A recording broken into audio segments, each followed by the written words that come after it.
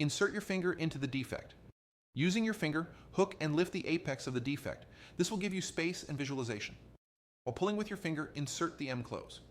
Create traction with your finger and push the M-close towards the opposite apex. Make sure the needles don't penetrate the skin. Very important, do not tie the first suture. Use a hemostat to clamp the suture. Use this to create lift and maintain visualization. Now while lifting up, reinsert the M-close. Using traction from clamped suture, push M-close to the opposite apex. Go ahead and tie this suture.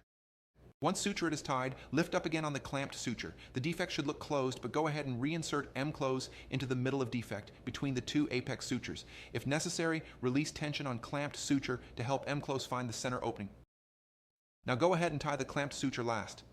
Sometimes the extraction site is not large enough to fit both your finger and M-close. Still, follow the same sequence. First, push M-close to one apex of the defect. Deliver the suture, but do not tie it. Clamp the suture, then use it as traction and to create space and visibility. Reinsert the M-close to the opposite apex. Go ahead and try to insert M-close into the center. If it doesn't fit, you can just tie the sutures and be done. If M-close does fit in the center, go ahead and deliver another suture.